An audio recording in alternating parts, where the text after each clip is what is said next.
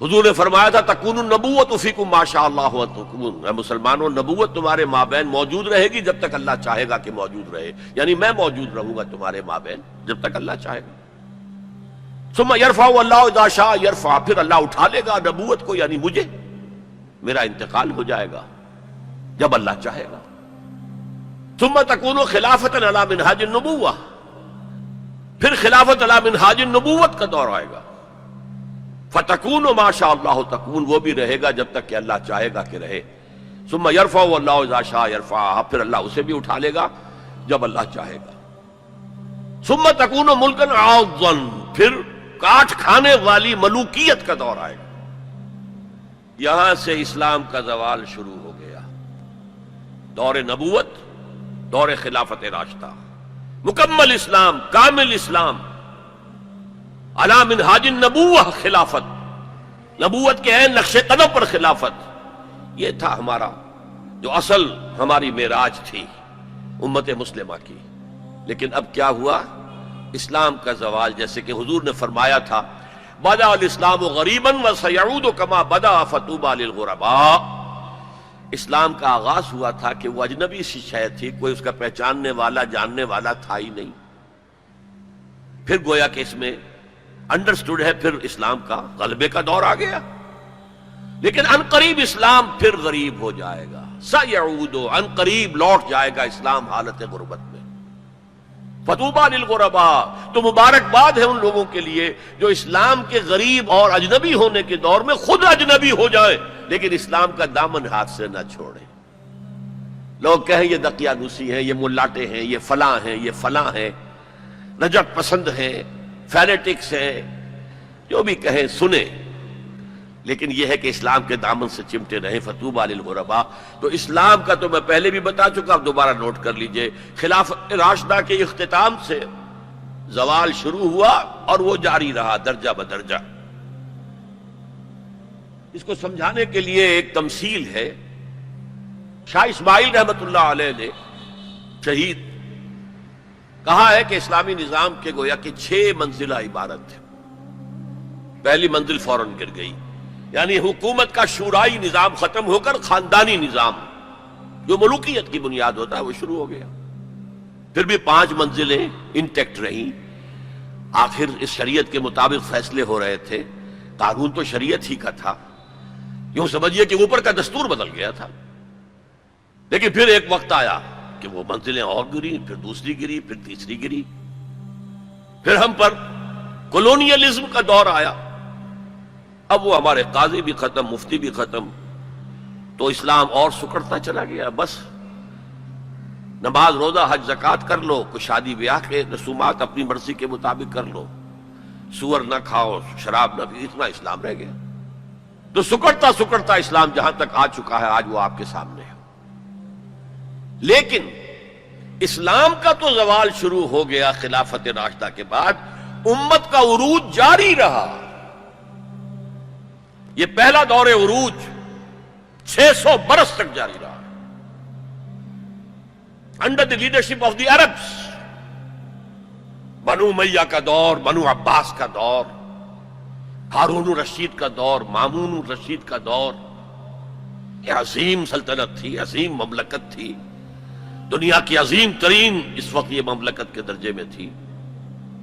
علوم کا چرچا ہو رہا تھا، فنون کا چرچا ہو رہا تھا، کتابیں ٹرانسلیٹ ہو رہی ہیں، یونانی سے سائنس اور فلسفے کی کتابیں جو ہیں وہ ٹرانسلیٹ کی جا رہی ہیں، ہندوستان سے لیا جا رہا ہے۔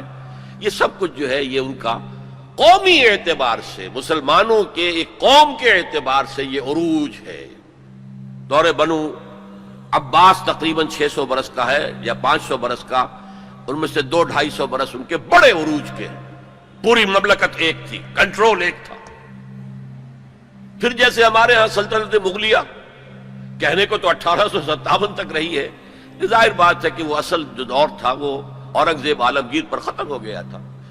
اس کے بعد تو کھنڈر بتا رہے ہیں عمارت عظیم تھی، عمارت کو گرتے گرتے وقت لگتا ہے۔ اسی طرح اس کے بعد اس وقت پھر جب اور ان کے ہاں عیاشیاں شروع ہو گئیں، کوہ قاف کا سارا حسن نسوانی لا کر محلوں میں، ہزاروں کی تعداد میں کنیزیں ہیں، ناو نوش ہے، رقص و سرود ہے، کیا نہیں تھا جو ہوا ہے. زوال، عوام کے اندر بدعات، رسومات، یہ ساری چیزیں ہوئیں تو اللہ کے عذاب کے اب کوڑا پڑا، پہلا کوڑا، زبردست کوڑا. جیسے وہاں دو حصوں میں آیا تھا، کاربن کاپی بتا رہا ہوں آپ کو. حزب النعل بالنعل، پہلے شمال سے آئے کروسیڈرز، صلیبی ہورڈز، انہوں نے میڈیٹرینین کا سارا ساحلی علاقہ تہس نہس کر دیا اور 1099 میں یروشلم بھی فتح کر لیا، اور اتنا خون بہایا ہے، اتنا خون بہایا ہے. وہ خود یہ لکھتے ہیں ان کے ہسٹورینز کہ جب صلیبی داخل ہوئے ہیں ان کے فوجی گھوڑوں کے اوپر سوار ہو کر، تو گھوڑوں کے گھٹنوں تک خون کی ندیاں بہہ رہی تھی. اس کے بعد 88 برس تک یہ یروشلم عیسائیوں کے قبضے میں رہا. 88 لانگ ایئرز. کھویا عربوں نے، واپس دینے کی سکت عربوں میں نہیں تھی. عیاشیوں کی وجہ سے وہ کمزور ہو چکے تھے، کھوکھلے ہو چکے تھے. واپس لینے والا کرد تھا، کرد خون، صلاح الدین ایوبی رحمت اللہ علیہ. یہ ہوا 1187 عیسوی میں. 1099 میں قبضہ ہوا، 1187 عیسوی میں واپس لیا. 88 برس تک وہ کروسیڈرز کے قبضے میں رہا. اور اس کے بعد جیسے نبوکڈ نظر آیا تھا مشرق سے، عراق فلسطین کے مشرق میں ہے، تو ہم پر جو طوفان آیا ہے، جو مسلمانوں پر اس وقت عذاب الہی آیا ہے، وہ تاتاریوں کے ہاتھوں. کروڑوں مسلمان قتل ہوئے، لاکھوں کی بات نہیں ہے. بنی اسرائیل کی امت چھوٹی سی امت تھی، یہ امت بہت وسیع تھی. اگر ان کے لاکھوں قتل ہوئے تھے تو ان کے تو کروڑوں ہوئے. خارزم شاہ کی عظیم مملکت، سینٹرل ایشیا کی عظیم ترین سلطنت جو قائم ہوئی ہے تاریخ میں، ختم، تہس نہس. ایسا بھی کیا ہے تاتاری وحشیوں نے کہ ایک آبادی کے تمام انسانوں کو قتل کرنے کے بعد ان کے صرف سر علیحدہ کیے، سریاں، ان کو جمع کر کے ایک پہاڑی کی شکل بنائی. اس پہاڑی پر تخت جما کر ایک وحشی تاتاری سردار نے بیٹھ کر شراب پی. اور مسلمانوں پر دہشت اس درجے تھی کہ اگر 15-20 مسلمان بھی کہیں کوئی تاتاری جو ہے انہیں مل جاتا تھا اکیلا، اور وہ مسلح بھی نہیں، اور وہ کہتا تھا کھڑے رہو یہیں پر، میرے پاس اس وقت تلوار نہیں ہے، میں تلوار لے کر آ کے تم سب کو قتل کروں گا. وہ کھڑے رہتے تھے جیسے کہ بھیڑیں بکریاں کھڑی ہوں، اور وہ آ کر ایک ایک کو قتل کرتا تھا. ضربت علیہم الذلۃ والمسکنۃ وباؤوا بغضب من اللہ. یہ دور انتہائی تاریک دور تھا ہمارا، انتہائی تاریک دور تھا. عالم اسلام کا نقشہ وہی تھا جو حضرت عزیر نے جب دیکھا تھا یروشلم کو تو کہا تھا انا یحیی ھذہ اللہ بعد موتھا. اسی طرح سے عالم اسلام میں کوئی امید دور دور تک نظر نہیں آ رہی تھی کہ اس کا کوئی احیاء ہو سکے گا، لیکن پھر احیاء ہوا. دوسرا دور آیا، لیکن ایک فرق کے ساتھ. سابقہ امت جو تھی بنی اسرائیل، وہ ایک نسل پر مشتمل تھی، ایک قوم. اس کا احیاء بھی اسی کے اندر ہوا ہے. امت محمد ملٹی نیشنل امت تھی. عرب اس کا نیوکلیس تھے، کوئی شک نہیں، اب بھی نیوکلیس ہیں. لیکن جیسے کہ ایٹم کے مرکز میں تو نیوکلیس ہوتا ہے جس میں پروٹونز ہوتے ہیں، پازیٹیو چارج ہوتا ہے، پھر چاروں طرف اس کے الیکٹرونز گھوم رہے ہوتے ہیں. تو اسی طرح ان امیین کے گرد ایرانی آ گئے، شامی آ گئے، رومی آ گئے، تبتی آ گئے، بربر آ گئے، ہندی آ گئے، ترک آ گئے. یہ سب الیکٹرونز کی طرح. لہذا اب جو احیاء ہوا ہے امت کا، وہ غیر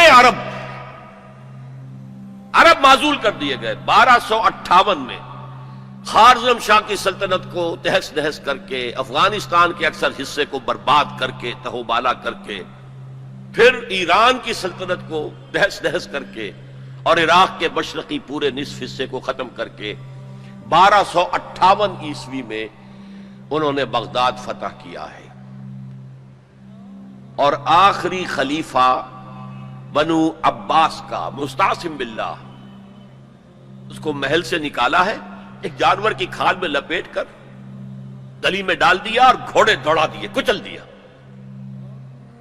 جس پر شیخ سعدی نے کہا تھا آسماں را حق بود گر خون بے بارت بر زمین بر زوال ملک مستعصم امیر المومنین، امیر المومنین مستعصم باللہ کے زوال پر اگر آسمان خون کی بارش کرے تو اسے حق ہے، آسماں را حق بود گر خون بے بارت بر زمین، بارش زمین پر آئے خون کی تو وہ حق ہے اسے، بر زوال ملک مستعصم امیر المومنین، خلیفہ مستعصم باللہ امیر المومنین کے اس انجام پر۔ اب نوٹ کیجئے جیسے وہاں پر پھر رینائسنس ہوئی تھی، لیکن میں بتا چکا وہ ہوئی اسی قوم کے اندر، یہاں یہ مجبوری نہیں تھی، ملٹی نیشنل ہے۔ جو احیاء اب ہوا کس کے ہاتھوں ہوا؟ انہی تاتاریوں کے ہاتھوں ہوا۔ ہے آیا فتنہ تاتار کے افسانے سے، پاسباں مل گئے کعبے کو صنم خانے سے، جنہوں نے کروڑوں مسلمانوں کو قتل کیا، اسلام نے انہیں فتح کر لیا، اسلام لے آئے۔ اب جو عالم اسلام کے اندر قوتیں ابھری ہیں، کوئی ایک مرکزی حکومت تو اس کے بعد نہیں بن سکی، اور عربوں کو اس وقت سے جو ڈیپوز کیا گیا، معزول کیا گیا، امت مسلمہ کی قیادت ان سے چھین لی گئی۔ اور یہ وہ بات تھی کہ جو بالکل شروع میں سورہ محمد صلی اللہ علیہ وسلم کہہ دی گئی تھی، ان تتولوا یستبدل قوما غیرکم، اگر تم پیٹھ دکھا دو گے اس مشن کو جو ہم نے تمہارے حوالے کیا ہے تو اللہ تعالیٰ تمہیں ہٹا کر کسی اور کو لے آئے گا۔ That happened in the mid-13th century of Christian era. Fall of Baghdad 1298۔ اب اس کے بعد وہ تاتاری ایمان لے آیا۔ اب تاتاریوں میں سے یہ سب ترک ہے، ترکش ہورڈز، ترکان تیموری جنہیں ہم مغل کہتے ہیں، ترکان تیموری، انڈیا میں ان کی مملکت عظیم قائم ہوئی، ترکان صفوی ایران کے اندر ان کی مملکت قائم ہوئی، ترکان عثمانی اناتولیا کے علاقے سے وہ سردار جو تھا ترک سردار عثمان، اس نے آگے بڑھ کر حکومت ایک بنائی ہے، اور وہ جس طرح پھر پھیلی ہے، پورا مشرقی یورپ اس نے فتح کیا ہے۔ ترکوں نے قسطنطنیہ فتح کر کے پھر مشرقی یورپ میں ویانا تک کا جا کر محاصرہ کیا ہے، پورا مغربی ایشیا اس کے تحت آ گیا، پورا شمالی افریقہ اس کے تحت آ گیا۔ جو کبھی گریٹ رومن امپائر ہوتی تھی، بالکل اس پیمانے کی گریٹ آٹومان امپائر دنیا میں قائم ہوئی۔ یہ سلطنت عثمانیہ، اس میں 400 برس تک خلافت بھی رہی، خلافت عربوں سے منتقل ہو کر ترکوں کے پاس آ گئی۔ خلافت عثمانیہ جسے ہم کہتے ہیں، اگرچہ وہ ملوکیت تھی، بنو امیہ کا دور بھی ملوکیت کا دور تھا، بنو عباس کا دور بھی ملوکیت کا دور تھا، اور یہ جو خلفائے عثمانی کہلاتے ہیں ترک، یہ بھی ملوکیت کا دور تھا۔ ملکن عاضن، کٹکھنی ملوکیت۔ یہ دور جو ہے یہ کافی طویل رہا ہے، 400 برس تک تو خلافت بھی رہی، اس کے بعد پھر زوال آیا۔ سلطنت عثمانیہ بھی یورپ کا مرد بیمار بن گئی، زوال آتا ہے، ہر کمال راہ زوال ہے۔ جیسے کہ اسپینگلر ایک فلاسفر آف ہسٹری ہے، اور اس نے کہا ہے کہ قوموں کے عروج و زوال کا معاملہ عام انسانوں کے عروج و زوال کے مشابہ ہے۔ انسان پیدا ہوا، جوان ہوا، طاقت میں آیا، قوت میں آیا، جوش ولولہ، پھر ادھیڑ عمر ہوئی، پھر ڈھیلا پڑا، پھر بوڑھا ہوا، پھر مر گیا۔ قومیں اسی طرح ابھرتی ہیں، طاقت پکڑتی ہیں، پورے اپنے شان پر آتی ہیں، جوبن پر آتی ہیں، پھر قومیں ڈھیلی پڑتی ہیں، اور قوموں کے اندر زوال آتا ہے۔ عربوں میں زوال آیا تو اللہ تعالیٰ نے ترکوں کے حوالے کر دیا۔ اب ایک نقطہ نوٹ کیجئے، یہ جو ہمارے دو دور عروج آئے، ان میں سے ایک میں عربوں کے جو زیر قیادت دور تھا اس میں یورپ میں داخل ہوئے مسلمان عرب اور بربر جبل الطارق کے ذریعے سے، طارق ابن زیاد کی سرکردگی میں، جو موسیٰ ابن نصیر کے بہت بڑے جرنیل تھے، اور آئیبیرین پیننسلا پورا فتح کر لیا، پورا موجودہ پورچگل اور اسپین پورا کا پورا، پائرنیز کو کراس کیا، سلسلہ کوہ جو ہے جو فرانس کو علیحدہ کرتا ہے اسپین سے، آئیبیرین پیننسلا سے، اور ہارٹ آف فرانس تک پہنچ گئے۔ لیکن وہاں ایک بڑی زبردست شکست دی ایک بہت بڑے فرانسیسی سردار نے۔ یہ 732 کا واقعہ ہے، حضور کے انتقال کے 100 برس بعد۔ 632 میں حضور کا انتقال ہوا، 732 میں بڑی زبردست شکست ہوئی۔ حالانکہ جبکہ یہ سیلاب جا رہا تھا تو عجیب بات ہے جو آپ نے شاید کبھی نہ سنی ہو، انگلینڈ میں شہنشاہ تھا ایمپرر ہوسا، HOSSA، وہ ایمان لے آیا۔ اس نے دیکھا آ رہا ہے یہ سیلاب، میرا بھی ستیہ ناش ہو جائے گا۔ پورا آئیبیرین پیننسلا ان کے سامنے جو ہے وہ پامال کر چکے ہیں۔ وہ اسلام لے آیا، اس نے وفد بھیج دیا اسپین میں کہ میں تو اسلام لے آیا۔ بعد میں جب مسلمان ریٹریٹ انہیں کرنا پڑا فرانس سے نکل کر اور رہ گئے پائرنیز کے ویسٹ ساؤتھ ویسٹ ہی میں، تو پھر وہ دوبارہ عیسائی ہو گئے۔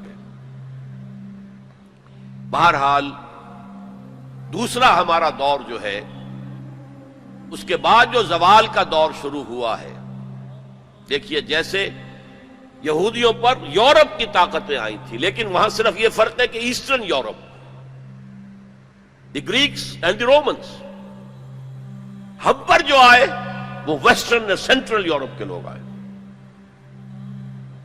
ایک بات نوٹ کر لیجئے، ہسپانیہ کی یونیورسٹیوں نے یورپ کو بیدار کیا، ورنہ اس سے پہلے یورپ ڈارک ایجز، وہ خود کہتے ہیں ہماری تاریخ کا سیاہ دور، پوپ کی حکومت اتنی شدید تھی، اتنی متشدد تھی، سائنس کی تعلیم حرام، فلسفے کی تعلیم حرام، کسی گھر سے اگر سائنس اور فلسفے کی کتاب نکل آئے گھر جلا دیا جائے گا۔ مسلمانوں کے ذریعے سے جیسے ہمارے نوجوان جاتے ہیں امریکہ پڑھ کر آتے ہیں، آتے نہیں وہیں بیٹھ جاتے ہیں، وہ تو اکثر و بیشتر واپس نہیں آتے، لیکن یہ لوگ آتے تھے۔ اسپین کے بالکل ساتھ فرانس ہے، اس کے ساتھ جرمنی ہے، اس سے نیچے ملتا ہوا جو ہے اٹلی ہے، ان 3 ملکوں کے نوجوان آتے تھے۔ Universities of Toledo, university of Cordova قرطبہ، یونیورسٹی آف گراناڈا غرناطہ، یہاں سے پڑھ کر جاتے تھے۔ اسی کے تحت، اسی کے اثر کے تحت ریفارمیشن شروع ہوئی، اصلاح مذہب اور احیاء العلوم شروع ہوا۔ لیکن بدقسمتی سے اس پوری تحریک میں پوپ کے تشدد اور غلط طرز عمل کے رد عمل کے طور پر مذہب دشمنی آ گئی، چھوڑو مذہب کو، ہٹاؤ ان کو۔ اور یہودیوں نے اس جلتی آگ پر تیل کا کام کیا، سیکولرزم کا انجیکشن لگایا تاکہ مذہب اور ریاست علیحدہ ہو جائیں۔ اگر مذہب کا ریاست سے کوئی تعلق ہے تو پھر ہماری کیا حیثیت ہے؟ ہم تو یہودی ہیں، مائنیوٹ مائنورٹی ہیں۔ اگر مذہب علیحدہ، سیاست علیحدہ، ریاست علیحدہ، تو ہم بھی مکمل شہری ہیں، برابر کے حقوق ہیں ہمارے۔ یہ انہیں سوٹ کرتا تھا۔ پھر انہوں نے پوپ کا جب تک حکومت تھا تو سود ہر سطح پر، ہر نوعیت کا حرام تھا، یوزری بھی اور کمرشل انٹرسٹ بھی حرام۔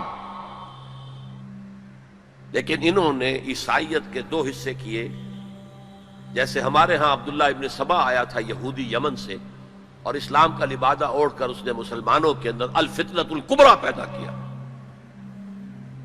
اور اس وقت سے جو ہمارے ہاں شیعہ سنی کی تقسیم ہوئی ہے وہ آج تک ہے۔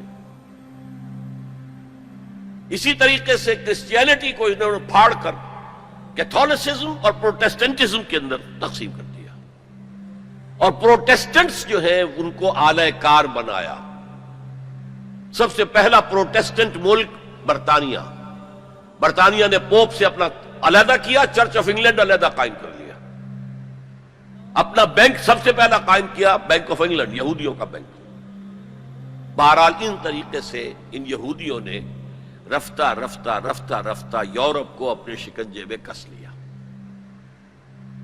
اب یہ جو رینائسنس ہوا اور احیاء العلوم ہوا اور سائنس کی ترقی ہوئی، نئی نئی ایجاد ہوئی، نئی نئی چیزیں جو ہیں وہ انسان نے تلاش کی، دریافت کی، فورسز آف نیچر، اور انہیں جو ہے ہارنس کیا، انہیں ایکسپلائٹ کیا، انہیں استعمال کیا، تو ایک پاور پوٹینشل پیدا ہو گیا سینٹرل یورپ کے اندر۔ اور طاقت تو پھر اپنا نفوذ چاہتی ہے ادھر ادھر۔ کوئی طاقتور پہلوان ہو تو وہ ادھر بھی جاتے ہوئے کندھا مارے گا، ادھر بھی کندھا مارے گا، تو وہ تو طاقت کا ظہور وہ چاہتا ہے۔ لیکن نوٹ کر لیجئے، عالم اسلام کا پہرے دار سلطنت عثمانیہ بہت مضبوطی کے ساتھ کھڑے ہوئی تھی۔ یورپ اور افریقہ جانے کا راستہ بند، کہاں سے جائے؟ The great Ottoman empire standing at a sentinel, ایک سنتری کی حیثیت سے کھڑی ہے۔ خشکی کے راستے جانا ممکن نہیں تھا، لیکن یہ کہ جو ہے اس سیلاب نے سینٹرل جو یورپ سے آیا ہے طاقت کا سیلاب، اس نے پہلے تو صفایا کیا۔ یہ دوسرا ڈاؤن فال ہمارا شروع ہو رہا ہے۔ سب سے پہلے صفایا کیا ہسپانیہ کا۔ 1492 میں فال آف گریناڈا، آخری مسلمان ریاست غرناطہ کی ختم ہو گئی 1492 میں۔ اس کے بعد تقریباً 10 سال کے اندر ہسپانیہ کو پاک کر دیا گیا مسلمانوں سے، یا قتل کر دیے گئے، یا جلا دیے گئے، یا کچھ نے عیسائی بن کر جانے بچائیں، اور باقی کو جہازوں میں بھر بھر کر لے جا کر نارتھ افریقہ کے ساحل پر ڈمپ کر دیا، جاؤ دفع ہو۔ یہ ہے زوال ثانی ہمارا، اور اس کے اوپر اللہ کے عذاب کے کوڑے۔ ہسپانیہ 800 برس جہاں حکومت کی، مسلمان کا نام و نشان نہ رہا۔ 1492 میں ہوا تھا فال آف گریناڈا، 1498 میں واسکو ڈی گاما نے راستہ تلاش کر لیا مشرق کا، اوٹومان امپائر کو بائی پاس کر کے افریقہ کے مغربی ساحل کے ساتھ نیچے تک جا کر round the Cape of Good Hope, اور پھر وہاں سے مشرق کی طرف جزائر شرق الہند، جاوا، سماٹرا، ملایا، ہندوستان۔ اب یہ کولونیل پاورز اس راستے سے آئی۔ ہندوستان میں فرینچ بھی آئے، انگریز بھی آئے، پورچوگیز بھی آئے، لیکن باقی سب ختم ہو گئے، انگریز باقی رہا۔ مشرق بعید کے اندر ڈچ رہے،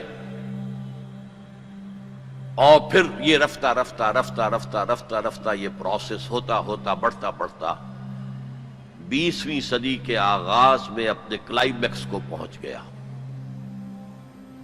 جب پہلی جنگ عظیم کے بعد سلطنت عثمانیہ ختم۔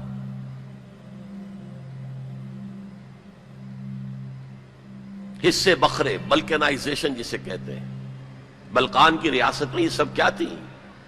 یہ تو ترکوں کی حکومتیں تھیں۔ یہ جو کوسوو میں اور بوسنیا میں جو مسلمان ہیں، یہ کن کی یادگار ہیں؟ باقیات الصالحات کن کی ہیں؟ اسی دور کی، ترکوں کے دور کی۔ لیکن اب سلطنت عثمانیہ بھی ختم۔ عربوں نے انگریزوں کی مدد کی، کرنل لارنس نے عربوں کو آمادہ کیا بغاوت پر۔ عربوں نے بغاوت کی، انگریزوں کی مدد کی، اور خود ہندوستان سے ہندوستانی فوج گئے انگریز کے تحت، اور انہوں نے جا کر انگریز کی مدد کی۔ جنرل ایلن بی کو قبضہ لے کر دیا یروشلم کا، اور جنرل ایلن بی نے جا کر ٹھوکر ماری تھی صلاح الدین ایوبی کی قبر کو۔ سلاڈین، وی آر اگین ہیئر۔ یہ ہمارا زوال جو ہے انتہا کو پہنچ گیا پہلی جنگ عظیم کے بعد۔ وعدے کیے گئے تھے عربوں سے تمہیں آزادی دیں گے، لیکن ہوا کیا؟ حصے بکھرے کر دیے، ٹکڑے کر دیے۔ یہ تمہارا، یہ میرا، یہ اس کا۔ عراق اور مصر ہمارے، برطانیہ کے، شام فرانس کا، لیبیا اٹلی کا، پھر الجزائر فرانس کا۔ یہ ساری تقسیم، بندر بانٹ، اس حدیث کا نقشہ سامنے آ گیا جو حضور نے ایک دفعہ صحابہ سے کہا، یوشک ان تداعی علیکم الامم، مجھے اندیشہ ہے کہ ایک وقت آئے گا کہ دنیا کی قومیں تم پر ایک دوسرے کو دعوت دیں گی، آئیے آئیے آئیے، یہ نرم کھانا موجود ہے، بہت اچھا نرم گرم، آؤ میں ادھر سے کھاؤں گا تم ادھر سے کھاؤ۔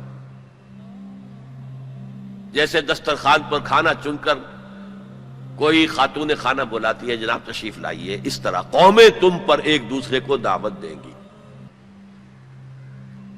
صحابہ گھبرا گئے، اب ان قلت نحن یومئذ یا رسول اللہ، حضور کیا یہ اس وجہ سے ہو جائے گا کہ ہم اس زمانے میں بہت قلیل تعداد میں رہ جائیں گے؟ فرمایا نہیں، بل انتم یومئذ کثیر، تعداد تو تمہاری بہت ہوگی لیکن تمہاری حیثیت کیا ہوگی؟ کا غصائی سیل، جیسے سیلاب کے اوپر جھاگ ہوتا ہے ایسے جھاگ بن کر رہ جاؤ گے، تمہاری حیثیت کچھ نہیں ہوگی۔ بلاکن فیکم وہن، ایک بیماری پیدا ہو جائے گی جس کا نام وہن ہے۔ وہم نہیں، وہم تو جانتے ہیں آپ، سپرسٹیشن یا کچھ اور، وہن، واو ہا نون، وہن۔ اب اس مرض کا نام کبھی سنا نہیں تھا، پوچھا مل وہن یا رسول اللہ؟ فرمایا حب الدنیا و کراہیت الموت، جب دنیا کی محبت تمہارے دلوں پر قبضہ کر لے گی اور موت سے تمہیں نفرت ہو جائے گی، بجائے اس کے کہ خوش آمدید کہو کہ نشان مرد مومن باتوں گویم چو مرگ آیت تبسم بر لب اوست، میں تمہیں بتاؤں مرد مومن کی نشانی کیا ہے؟ جب موت کا وقت آتا ہے اس کے ہونٹوں پر مسکراہٹ ہوتی، صورتحال بدل جائے گی، موت سے ڈرو گے، بھاگو گے، فرار کرو گے، اور دنیا کی محبت تمہارے دل میں پلا دی جائے گی۔ وہ حال عالم اسلام کا حصے بکھرے کر کے تقسیم کر دیا گیا۔ میں اسے اسلام کا ماضی قرار دے رہا ہوں۔